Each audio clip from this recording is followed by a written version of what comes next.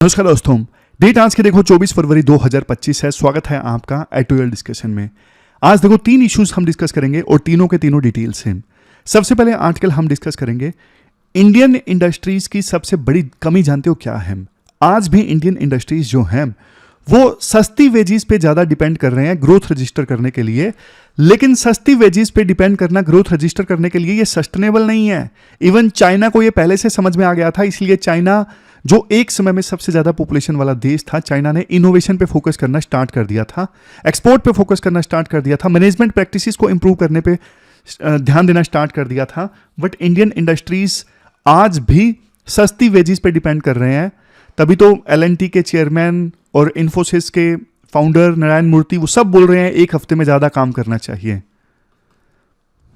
ये issue detail से discuss करेंगे। फिर दूसरा आर्टिकल हम डिस्कस करेंगे टैलेंट शॉर्टेज से संबंधित। ग्लोबल टैलेंट शॉर्टेज है और इंडिया कैसे इसे फुलफिल कर सकता है, एड्रेस कर सकता है ग्लोबल टैलेंट शॉर्टेज को।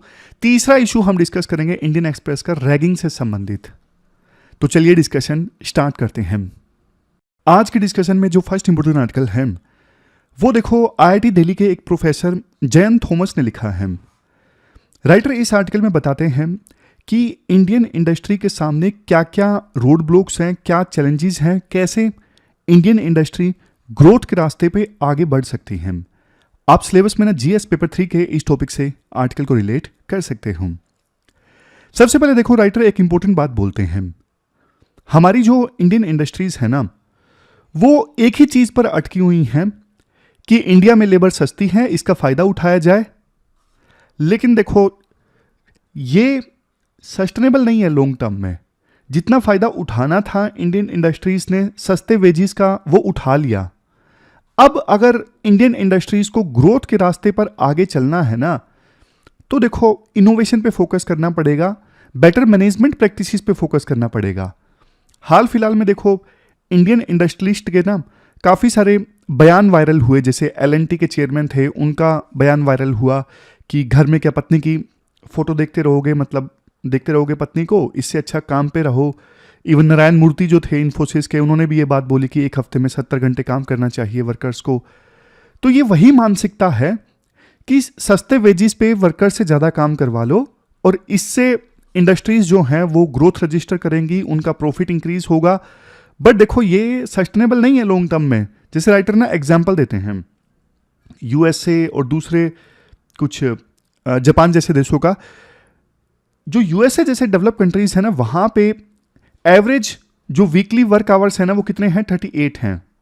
और जापान में कितने हैं? जापान में तो उससे भी कम है, 36.6 हैं। और इंडिया में कितने हैं? इंडिया में है 46.7 आवर्स।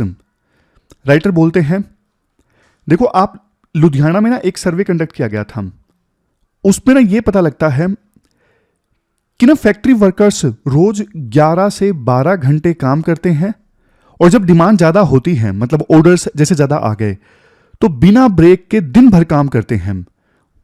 सिर्फ घर से फैक्ट्री आना, फैक्ट्री से घर जाना यानी कम्यूटिंग और अपने लिए खाना बनाना, इसके अलावा और किसी पर्सनल एक्टिविटी के लिए उनके पास में टाइम बचता ही नहीं है। यह सर्वे कंडक्ट किया गया था लुधियाना में।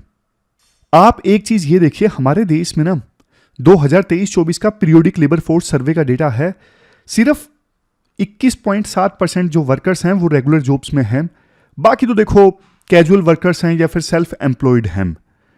यानी सिर्फ इतने परसेंट वर्कर्स के पास में, 21.7% पर वर्कर्स के पास में सोशल सिक्योरिटी है। उन्हें एम्प्लॉयर जो है जब मर्जी चाहे तब काम से नहीं हटाता, कम से कम थोड़ा बहुत नोटिस दिया जाता है। बाकी जो वर्कर्स हैं उनके पास में देखो ना तो कोई रिटर्न कॉन्ट्रैक्ट है, ना ही उनको कोई पेड लीव मिलती है और ना ही उनके पास में कोई सोशल सिक्योरिटी है जैसे पेंशन या फिर इंश्योरेंस इत्यादि। फिर इसके बाद नेक्स्ट पॉइंट राइटर ये देते हैं, हमारे देश में ना 70% से ज्यादा वर्कर्स देखो छोटी छोटी यूनिट्स में काम करती हैं। छोटी छोटी यूनिट्स जैसे उन फैक्ट्रीज में काम करती है 70% से ज्यादा वर्कफोर्स जहां पे 10 वर्कर्स से कम वर्कर्स काम करते हैं। मतलब ऐसी छोटी छोटी फैक्ट्रीज हमारे देश में बहुत ज्यादा है, जिस किसी में 4 वर्कर काम कर रहे हैं, किसी में 6, किसी में 7, किसी में 8। अब देखो ये जो छोटी छोटी फर्म्स है ना क्या करती हैं, ये देखो बड़ी फर्म्स के लिए ना कंपोनेंट वगैरह मैन्युफैक्चर करती हैं। जैसे आपको छोटा सा एग्जांपल देता हूं, एक मारुति की कार बनती है, उसमें स्टीयरिंग बनता है, ब्रेक होते हैं, बहुत सारी चीज़ें होती हैं। अब ये जो कंपनीज है ना मारुति जैसी, ये खुद स्टीयरिंग वगैरह नहीं बनाती, ये ब्रेक वगैरह नहीं बनाती, ये खरीद लेती हैं छोटी कंपनीज से, और ये बड़ी कंपनीज तो सिर्फ असेंबल कर देती हैं चीज़ों को, इंजन खुद बना लेती हैं। जैसे जैसे आपको एग्जांपल दूं, कोयम्बटूर शहर है तमिलनाडु का, या फिर लुधियाना शहर है पंजाब का, ये इंडस्ट्रियल टाउन्स हैं। यहां पे ना आपको बहुत सारी छोटी छोटी वर्कशॉप्स मिलेंगी जिनमें छोटे छोटे पार्ट्स बनते हैं, और ये पार्ट्स जो है बड़ी बड़ी कंपनीज को सप्लाई किए जाते हैं। अब राइटर ये बोलते हैं ये जो बड़ी कंपनीज है ना जैसे मारुति जैसी हैं, ये देखो अक्सर छोटी कंपनीज के साथ में ना फेयर नहीं होती, जस्टिस नहीं करती। जस्टिस कैसे नहीं करती? जैसे देखो पेमेंट को ना महीनों तक डिले करती हैं। आज छोटी कंपनी ने माल सप्लाई किया, 1 साल बाद 6 महीने बाद पेमेंट की जाएगी, और रॉ मटेरियल मैन्युफैक्चर करने की, यानी छोटे कंपोनेंट्स मैन्युफैक्चर करने की कॉस्ट काफी ज्यादा बढ़ गई है। बट बावजूद इसके बड़ी कंपनीज ना अच्छा प्राइस नहीं देती छोटी कंपनीज को, और छोटी फर्म्स जो होती हैं उनको आसानी से बैंक क्रेडिट भी नहीं मिलता, बैंक आसानी से इनको लोन नहीं देते, बड़ी कंपनीज को आसानी से लोन दे देते हैं। इस वजह से देखो जो स्मॉल फर्म्स है ना, छोटी कंपनीज हैं, उनके ऊपर ना हमेशा फाइनेंशियल प्रेशर बना रहता है, और इस वजह से वो वर्कर्स के वेजेस भी नहीं बढ़ाते। तो ये पूरा पॉइंट हमने समझ लिया, स्मॉल फर्म्स का एक्सप्लॉयटेशन। अच्छा पॉइंट है, छोटी फर्म्स का एक्सप्लॉयटेशन। अब देखो नेक्स्ट पॉइंट राइटर देते हैं, वो है कॉन्ट्रैक्ट वर्कर्स का बढ़ता इस्तेमाल। 2011-12 के बाद देखो 56% नए जो वर्कर्स हैं ना वो कॉन्ट्रैक्चुअल बेसिस पे हायर किए गए हैं। अब कंपनीज को फायदा ये होता है कि इन कॉन्ट्रैक्चुअल वर्कर्स को ना तो लेबर लॉज का प्रोटेक्शन मिलता है, ना ही इनका जो कंपनसेशन है वो लेबर लॉज के अकॉर्डिंग होता है, समझ गए, ना ही जो राइट्स मिलते हैं वो लेबर लॉज के अकॉर्डिंग मिलते हैं। तो इस वजह से कंपनीज ज्यादा ना वर्कर्स को कॉन्ट्रैक्चुअल बेसिस पे हायर करना पसंद करती हैं, ना कि रेगुलर बेसिस पे। इसके बाद राइटर एक केस स्टडी डिस्कस करते हैं गारमेंट इंडस्ट्री की, कपड़ा उद्योग। अब वैसे देखो इंडिया लेबर में सरप्लस है, आपको पता है, काम मांगने वाले लोग ज्यादा हैं, डिमांड उतनी ज्यादा नहीं है। अब देखो इंडिया का गारमेंट इंडस्ट्री में ना एक्सपोर्ट 3.1% था 20 साल पहले, और आप मानोगे नहीं आज भी इंडिया का गारमेंट इंडस्ट्री में एक्सपोर्ट इतना ही है, 3.1% ही है। क्यों? चाइना हमसे आगे, वियतनाम हमसे आगे, क्यों? क्योंकि इंडिया गारमेंट इंडस्ट्री में इनोवेशन ही नहीं लेके आया कुछ, वैसा का बस सस्ती लेबर का फायदा उठा रहे हैं। प्रॉफिट बल्कि गारमेंट इंडस्ट्री में इंक्रीज हो गया है। ये देखो प्रॉफिट कहां पे गया, ये रहा। प्रॉफिट 2019-20 में 31.6% था, जो 2021-22 में बढ़ के 46.4% हो गया। लेकिन बावजूद इसके एक्सपोर्ट नहीं बढ़ पाया। क्यों नहीं बढ़ पाया? जो मैंने आपको बताया, कोई इनोवेशन नहीं, वर्कर्स के वेजेस उतने ज्यादा नहीं बढ़े, वर्कर्स की जो वर्किंग कंडीशंस हैं उतनी ही खराब हैं। आज ना आप आईटी कंपनीज देख लीजिए, हमारे देश की जो ये बड़ी आईटी कंपनीज है ना, जैसे टीसीएस है, इन्फोसिस है, अब देखो कहने को ये कंपनीज बहुत बड़ी हैं, बट एक चीज आप भी मानोगे, ये कंपनीज जो है कोई बहुत बड़ी इनोवेशन नहीं लेके आ रही हैं। ये आज भी उसी कंसेप्ट पे चल रही हैं कि इंडिया में लेबर सस्ती है। जैसे सिंपल कोडिंग वगैरह है, या फिर जो कोड लिखा गया है उसकी टेस्टिंग है। अब फॉरेन कंट्रीज में इस प्रकार के कोड लिखना बहुत महंगा होता है, तो ना जैसे यूके की सरकार है, या फिर यूएस की बड़ी कंपनीज हैं, या फिर सरकार है, वो छोटे मोटे मैनुअल काम को ना टीसीएस और इन्फोसिस जैसी कंपनीज को आउटसोर्स कर देते हैं। तो ये काम कर रही हैं टीसीएस और इन्फोसिस जैसी कंपनीज। ये वो काम नहीं कर रही हैं जो माइक्रोसॉफ्ट कर रहा है या फिर मेटा कर रहा है। इनोवेशन पे ध्यान नहीं दे रही हैं, बस यूं है कि इंडिया में सस्ती लेबर है, उसका फायदा उठा लिया जाए। बट देखो वर्कर्स लंबी ड्यूरेशन तक काम करते हैं ना, उसका एक बड़ा नेगेटिव इंपैक्ट होता है। वर्कर्स की प्रोडक्टिविटी गिरने लगती है एक समय के बाद में, बल्कि आउटपुट और ज्यादा कम आती है। अब मैं आपको एक और इंटरेस्टिंग आंकड़ा बताता हूं। देखो ऑलमोस्ट 14-15 साल हो गए, शुरुआत में कॉलेज में ना मेरी प्लेसमेंट हुई थी टीसीएस कंपनी में। शुरुआत में पैकेज था 3.16 का, इतना ही था, 3,16,000 के आसपास। आज आप किसी ना टीसीएस के न्यू ज्वाइनी से पूछिएगा पैकेज कितना है, ऑलमोस्ट उतना ही मिलेगा आपको। न्यू ज्वाइनी का पैकेज बढ़ा ही नहीं है पिछले 14-15 सालों में, इन कंपनीज ने पैकेज ही नहीं बढ़ाया है। बड़ा होगा तो नाम मात्र का 3.5 कर दिया होगा, 3.6 कर दिया होगा। मतलब ये तो बल्कि कुछ महीनों पहले काफी सुर्खियों में भी आया था कि इन्फोसिस का न्यू ज्वाइनीज का पैकेज जो है वो बिल्कुल फिक्स्ड है पिछले 15 सालों से। जबकि देखो इन्फ्लेशन आ जाती है हर साल 5% के आसपास। तो राइटर बोलते हैं आप वर्कर्स को लो वेजेस दोगे ना, लो वेजेस दोगे तो फिर इकोनॉमी में कंजप्शन कैसे बढ़ेगा, डिमांड कैसे बढ़ेगी, और डिमांड नहीं बढ़ेगी तो फिर एक कंट्री जो है वो ग्रो कैसे करेगी। तो ये पूरा आर्टिकल हमने डिस्कस किया। मेन पॉइंट्स जो निकल के आते हैं, सस्ती लेबर का फायदा आप अनलिमिटेड टाइम तक नहीं उठा सकते, आपको इनोवेशन और बेटर मैनेजमेंट प्रैक्टिसेस पे फोकस करना होगा, वर्कर्स के वेजेस को इंक्रीज करने पे फोकस करना होगा, तभी देश को फायदा होगा, अदरवाइज नहीं होगा। तो ये पूरा आर्टिकल हमने डिस्कस किया। चलते हैं आगे। इसके बाद नेक्स्ट आर्टिकल देखो रैगिंग से संबंधित है, बहुत सेंसिटिव टॉपिक है। आप सिलेबस में जीएस पेपर सेकंड के इस टॉपिक से आर्टिकल को रिलेट कर सकते हैं। देखो कुछ एक्सपर्ट्स ना रैगिंग को जस्टिफाई करने लगते हैं। वो ये बोलते हैं कि ना रैगिंग से सीनियर्स का ना इंटरेक्शन होता है जूनियर्स के साथ में। रैगिंग के माध्यम से सीनियर्स जो हैं जूनियर्स को गाइड कर देते हैं, दोनों के बीच में बोलचाल स्टार्ट हो जाती है। सीनियर्स बता देते हैं जूनियर्स को कि कॉलेज के क्या कस्टम्स हैं, क्या प्रैक्टिसेस हैं और कौन कौन सी फैसिलिटीज़ हैं, आप कैसे यूज़ कर सकते हो। तो रैगिंग के माध्यम से ना एक कोहेसिव कम्युनिटी बनती है कॉलेज में, हायर एजुकेशन संस्थान में, और ये कम्युनिटी जो है वो सभी स्टूडेंट्स के लिए एक सपोर्ट का काम करती है। बट देखो इस आर्टिकल में ये बोला गया है, आजकल देखो रैगिंग की वजह से हो क्या रहा है, जूनियर स्टूडेंट्स को डराया जाता है, उनको धमकाया जाता है, उनको बुली किया जाता है, उनको ह्यूमिलिएट किया जाता है, कई बार उनके अपीयरेंस का मजाक उड़ाया जाता है, काफ़ी बार उनकी कम्युनिकेशन स्किल्स का मजाक उड़ाया जाता है, काफ़ी बार उनकी आइडेंटिटी का, जैसे कास्ट का, इन सब चीज़ों का मजाक उड़ाया जाता है। तो रैगिंग आज के समय में ना एक स्पोर्टिव कम्युनिटी नहीं बनाता, बल्कि जूनियर स्टूडेंट्स के हरासमेंट का एक टूल बन के रह गया है रैगिंग। हाल फिलहाल में देखो कुछ ऐसे केसेस रैगिंग से संबंधित सामने आए हैं जिससे बल्कि देखो सीनियर स्टूडेंट्स की ना क्रिमिनल इंटेंट का पता लगता है। वो नुकसान पहुंचाना चाहते थे जूनियर स्टूडेंट्स को, ना कि इंटरेक्शन करना चाहते थे, इंट्रोडक्शन करना चाहते थे। जैसे कुछ केसेस का जिक्र किया जाता है, केरला में हाल ही में कोटायम नर्सिंग कॉलेज और करियावट्टम कॉलेज में रैगिंग के इंसिडेंट सामने आए जिसमें जूनियर छात्र की मौत भी हुई। इसके अलावा देखो 2001 में अगर आपको याद हो तो जादवपुर यूनिवर्सिटी स्टूडेंट की एक डेथ हो गई थी, जिसके बाद में सुप्रीम कोर्ट ने इस इंसिडेंट के बाद में एंटी रैगिंग गाइडलाइंस इशू की थी विश्व जागृति मिशन केस में। तो इस केस का जिक्र आप जरूर कीजिएगा।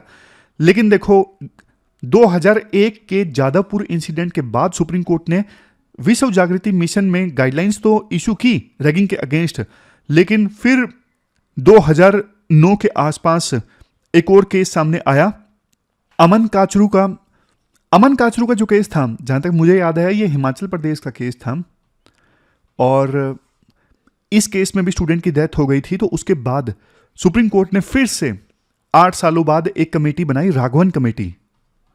राघवन कमेटी की रिपोर्ट के आधार पे यूजीसी ने 2009 में एंटी रैगिंग रेगुलेशंस जारी की थी। फिर देखो इसके बाद में 2022 में भी एक केस सामने आया था आईआईटी खड़गपुर में। उस समय केस था फैजान अहमद का केस था, ये तो रिसेंट था, 2022 का केस था। पहले इस केस को सुसाइड माना गया था और अब देखो एलिज्ड मर्डर बन गया है ये केस। तो ये सारे इंसिडेंट्स हैं, 2-3 इंसिडेंट आप जरूर लिखिए, जैसे जादवपुर यूनिवर्सिटी का केस आप याद रखिए, अमन काचरू का केस आप याद रखिए। ये बहुत फेमस केस थे जिसके बाद में सुप्रीम कोर्ट ने एक्शन लिया। और अब एक बार फिर से दुखद केसेस सामने आए हैं केरला से भी। तो राइटर बोलते हैं देखो एक चीज साफ है, काफी सारे रूल्स रेगुलेशंस बनाए गए हैं रैगिंग को रोकने के लिए, बट कहीं ना कहीं वो जो केसेस, वो जो रेगुलेशंस हैं, वो जो रूल्स हैं रैगिंग को रोकने के लिए, वो सफल साबित नहीं हो पाए हैं, उनका इन्फोर्समेंट ठीक से नहीं हो पाया है और उनकी वजह से सीनियर स्टूडेंट्स में डर पैदा नहीं हो पाया है, तभी तो आज भी केरला जैसे केसेस सामने आ रहे हैं। राइटर बोलते हैं देखो 2012 से 2023 के बीच में 78 स्टूडेंट्स की डेथ हो चुकी है रैगिंग की वजह से। हजारों स्टूडेंट्स ऐसे हैं जिनको रैगिंग की वजह से मेंटल और फिजिकल ट्रामा का सामना करना पड़ा। समझ गए?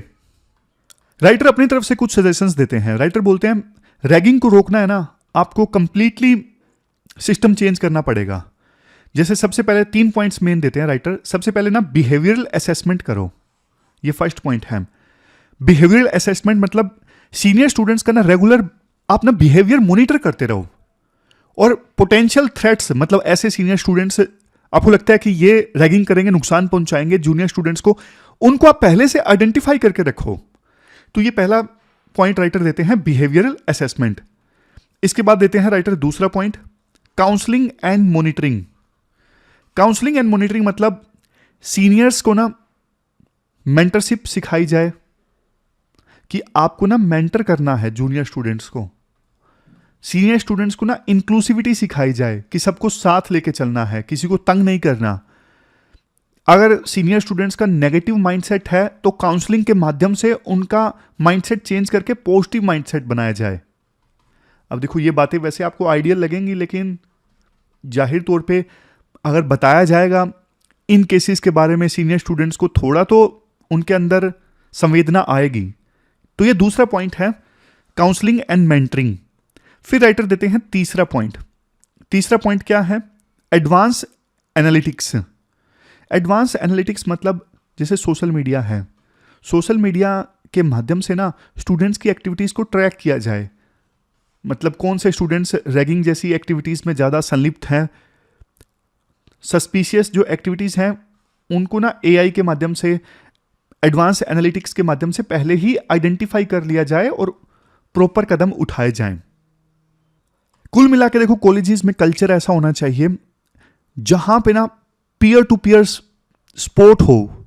मतलब एक स्टूडेंट दूसरे स्टूडेंट की सपोर्ट करने के लिए हमेशा इच्छुक रहे, हमेशा उसके अंदर ये भाव होना चाहिए कि हाँ भाई साथी स्टूडेंट्स की सपोर्ट करना जरूरी है।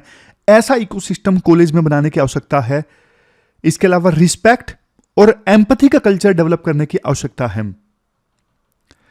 फिर राइटर ये बोलते हैं देखो कहीं ना आज रैगिंग के अगेंस्ट हर जगह कंप्लेंट बॉक्स आपको मिल जाएंगे बड़े बड़े कॉलेजेस में, लेकिन फिर भी रैगिंग होती है। इसका मतलब कहीं ना कहीं कंप्लेंट वाला सिस्टम ठीक से काम नहीं कर रहा है। तो होना ये चाहिए एक ना time bound on complaint based system होना चाहिए कि अगर कोई जूनियर स्टूडेंट शिकायत करे तो इतने दिनों के अंदर अंदर कंप्लेंट का रेजोल्यूशन होगा और ये पर्सन्स हैं, इनसे आप कांटेक्ट कर सकते हो। अगर कंप्लेंट का रेजोल्यूशन ना हो तो ऐसा प्रॉपर सिस्टम होना चाहिए। सबके जिम्मेदार जो लोग हैं उनके नंबर्स हों जूनियर स्टूडेंट्स के पास में, टाइमलाइन उनको पता हो, इतनी टाइमलाइन के अंदर रेजोल्यूशन होगा। और ये जो कंप्लेंट बेस्ड सिस्टम है ना पूरा स्ट्रक्चर्ड मैनर में होना चाहिए। जैसे सबसे पहले जो फ्रिवलेस कंप्लेंट्स हैं, जैसे मतलब ऐसे ही कोई टाइम पास के लिए कंप्लेंट कर लिया, उनको आइडेंटिफाई करना, उनको स्क्रीन आउट कर देना। फिर उसके बाद में इश्यूज को कैटेगराइज करना, किस टाइप का इशू है, फिर मीडिएशन और फाइनल एक्शन। इस प्रकार से ना स्ट्रक्चर्ड मैनर में कंप्लेंट बेस्ड सिस्टम होना चाहिए और किस स्टेप पे किसकी जिम्मेदारी होगी पहले से सब कुछ डिफाइन होना चाहिए। ऐसा नहीं कि कंप्लेंट आई और उसके बाद में कॉलेज की जो अथॉरिटी है उन्होंने एक्शन लेना स्टार्ट किया, डिसाइड करने में टाइम लगा लिया कि कौन जांच करेगा। ऐसा नहीं होना चाहिए। रैगिंग के लिए देखो पूरी तरह से ना जीरो टॉलरेंस पॉलिसी होनी चाहिए और हर एक इंस्टीट्यूशन की अपनी अलग से एंटी रैगिंग स्क्वाड होनी चाहिए। तो कुल मिलाकर देखो राइटर ना कंक्लूजन में यही बोलते हैं, रैगिंग के खिलाफ ना एक कलेक्टिव एक्शन की जरूरत है। सिर्फ कुछ लोगों के एक्शन लेने से काम नहीं चलेगा, इंस्टीट्यूशंस के कल्चर को ही बदलने की आवश्यकता है। तो ये पूरा आर्टिकल हमने डिस्कस किया, चलते हैं आगे। इसके बाद नेक्स्ट आर्टिकल देखो ग्लोबल टैलेंट शॉर्टेज से संबंधित है। आप सिलेबस में जीएस पेपर 3 के इस टॉपिक से आर्टिकल को रिलेट कर सकते हो। क्या कंटेस्ट है? देखो एक नई रिपोर्ट सामने आई है फिकी केपीएमजी की। ये देखो यहां पे फिकी केपीएमजी की ये जो नई रिपोर्ट सामने आई है जिसका नाम है global mobility of Indian workforce. इस रिपोर्ट के अकॉर्डिंग देखो 2030 आते आते ना दुनिया भर में स्किल्ड वर्कर्स की डिमांड उसकी सप्लाई से ज्यादा हो जाएगी। मतलब वर्कर्स की डिमांड ज्यादा लेकिन सप्लाई कम। और एस्टिमेट देखो ये है ऑलमोस्ट 85.2 मिलियन लोगों की ना शॉर्टेज होगी, जो कि वर्ल्ड की इकोनॉमी को ऑलमोस्ट 8.45 ट्रिलियन डॉलर्स का नुकसान पहुंचा सकता है अगर वर्कर्स की कमी को पूरा नहीं किया गया तो। 8.45 ट्रिलियन डॉलर्स जानते हो कितना हो गया? ऑलमोस्ट जर्मनी और जापान की जीडीपी के बराबर। तो क्वेश्चन उठता है इंडिया इस गैप को कैसे फिल कर सकता है, यही फोकस किया गया है इस आर्टिकल में। देखो शुरुआत में इस आर्टिकल में यह बोला जाता है कि ना दुनिया में अब नई नई टेक्नोलॉजीज आ रही हैं, जैसे एआई है, ब्लॉकचेन टेक्नोलॉजी है, इंटरनेट ऑफ थिंग्स है।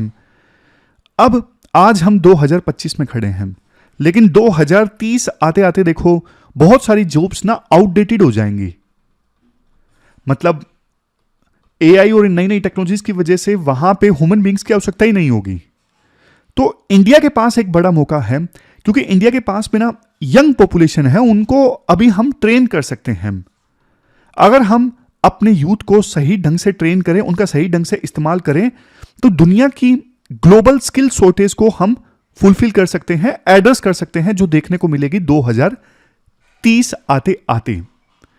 जैसे देखो मैं आपको एग्जांपल देता हूं, गल्फ कोऑपरेशन काउंसिल है, यहां पर कंस्ट्रक्शन और मैन्युफैक्चरिंग सेक्टर में स्किल्ड वर्कर्स की आवश्यकता होगी 2030 तक। यहां पे कंस्ट्रक्शन वगैरह बहुत ज्यादा चलता है ना, दुबई में और आबू धाबी में।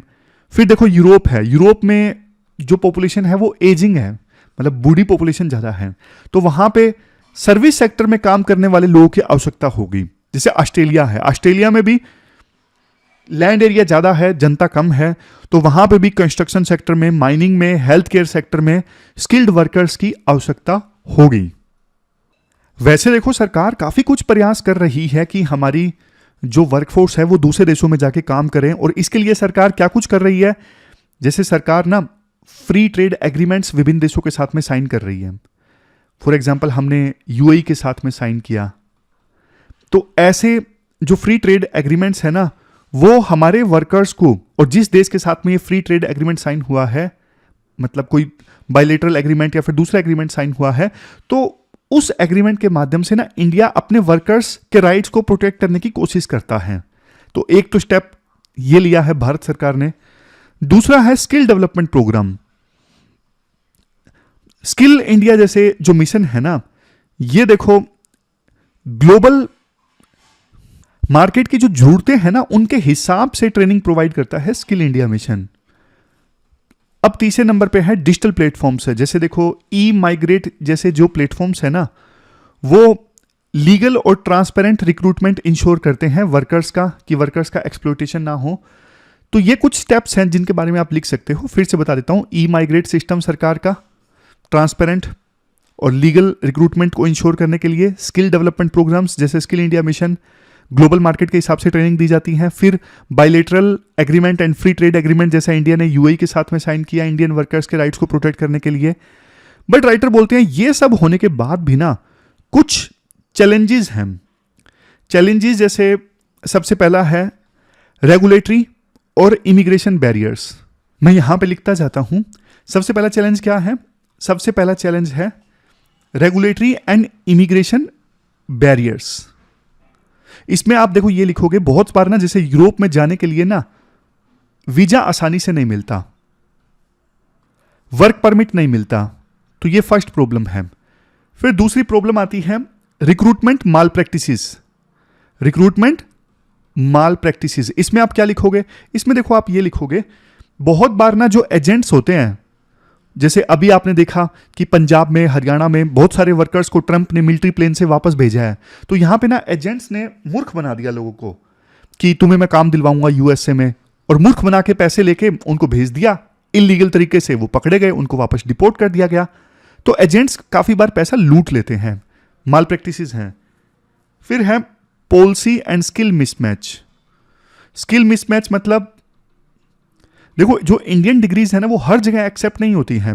जैसे यूरोप में इंडियन मेडिकल डिग्रीज को कई बार रिकॉग्निशन नहीं मिलता है, तो ये है स्किल मिसमैच। चौथा है language and cultural barrier, language and cultural LNC barrier.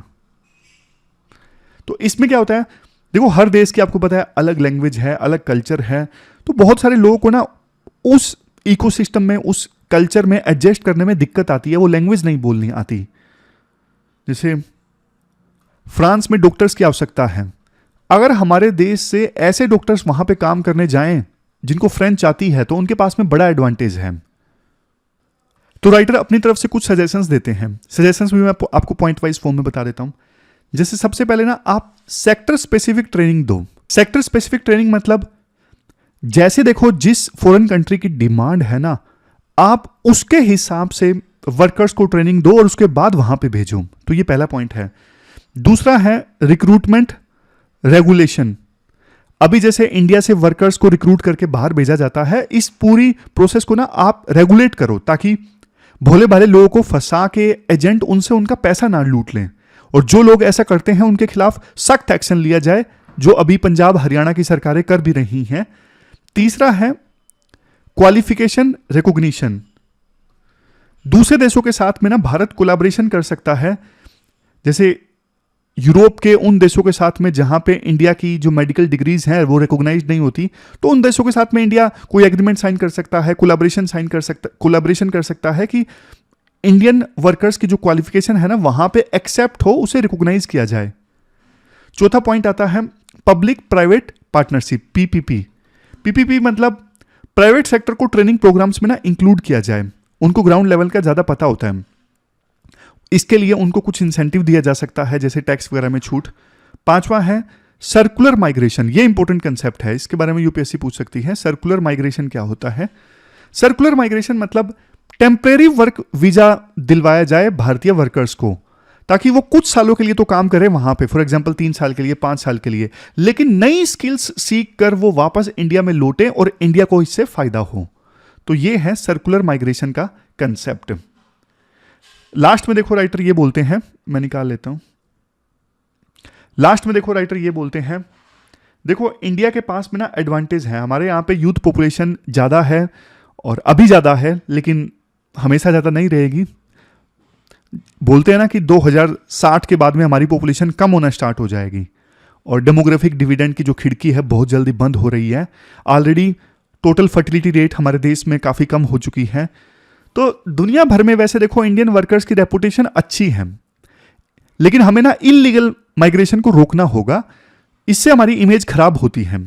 Arvind पानागड़िया का यह कहना है कि देखो 2030 तक ना इंडिया की जीडीपी कितनी होगी, 2030 आते आते इंडिया की जीडीपी ना $6.5 ट्रिलियन से लेके $9 ट्रिलियन के बीच में होगी इंडिया की जीडीपी।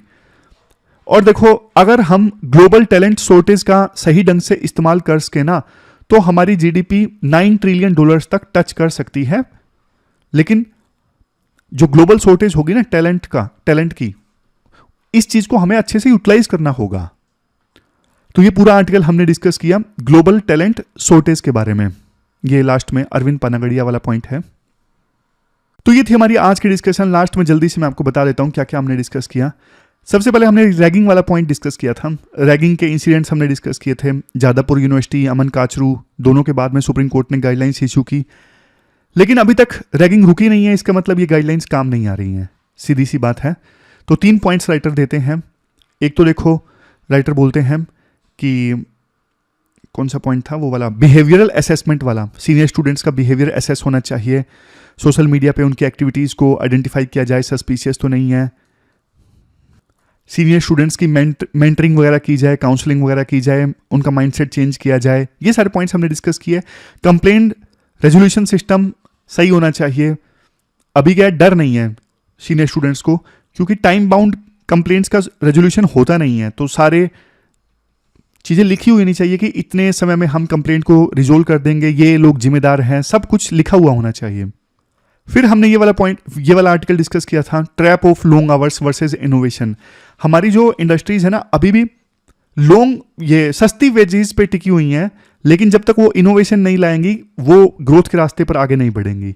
लुधियाना वाला एग्जांपल हमने डिस्कस किया था कि वर्कर्स सर्वे हुआ था, 11-12 घंटे काम करते हैं, ऑर्डर्स ज़्यादा हो तो ज़्यादा भी काम करते हैं, अपने लिए उन्हें वक्त ही नहीं मिलता, सिर्फ घर से आना जाना और खाना बनाना, सिर्फ इन्हीं एक्टिविटीज़ के लिए टाइम बचता है और टाइम बचता ही नहीं है।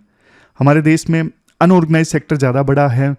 70% वर्कर्स तो अनऑर्गेनाइज सेक्टर में काम करते हैं, छोटी छोटी फर्म्स में, जो बड़ी फर्म्स को माल सप्लाई करती हैं, कंपोनेंट सप्लाई करती हैं, लेकिन बड़ी फर्म्स इनके साथ में इनजस्टिस करती हैं। ये सारे पॉइंट्स हमने डिस्कस किए। फिर हमने एक पॉइंट ये भी डिस्कस किया कि हमारे देश में पर वीक वर्किंग आवर्स ज़्यादा है, यूएसए जापान में नहीं है। और चाइना ने ग्रोथ रजिस्टर की एक लेवल के बाद इनोवेशन लाके, ना कि सस्ती लेबर की सहायता से। सस्ती लेबर आपको डेवलप नहीं बना सकती है। गारमेंट इंडस्ट्री की केस स्टडी हमने डिस्कस की कि कैसे गारमेंट इंडस्ट्री में इंडिया का एक्सपोर्ट में जो कंट्रीब्यूशन है वो बढ़ा ही नहीं। क्यों? क्योंकि हम इनोवेशन नहीं लेके आए। फिर ये टैलेंट शॉर्टेज वाला आर्टिकल हमने डिस्कस किया था कि 2030 आते आते 85.2 मिलियन लोगों की कमी होगी और इससे $8.45 ट्रिलियन का नुकसान हो सकता है। ये फिकी KPMG की रिपोर्ट थी। तो इंडिया इस गैप को कैसे फिल कर सकता है? सरकार देखो अपनी तरफ से प्रयास कर रही है, जैसे बायलैटरल एग्रीमेंट्स एंड FTAs, जैसे UAE के साथ में साइन किया, जैसे स्किल इंडिया मिशन, जैसे digital platforms, for example e migrate. But अभी भी काफ़ी सारी रुकावटें हैं, जैसे वीज़ा प्रोसेस कई सारे देशों के साथ में टफ है, और हमारी वर्कर्स की डिग्रीज को रिकॉग्निशन नहीं मिलता, कल्चरल बैरियर्स हैं, स्किल मिसमैच है, ये सब हैं। तो यहाँ पे सरकार को काम करने की आवश्यकता है। अरविंद पानागड़िया ये बोलते हैं। वैसे देखो 2030 आते आते हमारे देश की इकोनॉमी 6.5 से लेकर $9 ट्रिलियन के बीच में होगी, लेकिन अच्छे से हमने ग्लोबल टैलेंट शॉर्टेज को यूटिलाइज किया तो इकोनॉमी $9 ट्रिलियन के आसपास होगी 2030 आते आते। तो ये थी हमारी आज की डिस्कशन। ये क्वेश्चन आज आपको अटेम्प्ट करना है। जो हमने इंडस्ट्री वाला आर्टिकल डिस्कस किया था ना, इनोवेशन नहीं आ रही है, सिर्फ सस्ते वेजेस पे हमारे देश की इंडस्ट्रीज डिपेंड कर रही हैं, तो उससे संबंधित ये क्वेश्चन है जो आपको अटेम्प्ट करना है। 250 वर्ड्स में आपको इस क्वेश्चन का आंसर देना है। 15 मार्क्स का ये क्वेश्चन है। तो ये थी हमारी आज की डिस्कशन। कल मिलते हैं फिर से एक नई डिस्कशन के साथ। तब तक आप अपना ध्यान रखिए, अच्छे से पढ़िए। Thank you very much for discussion.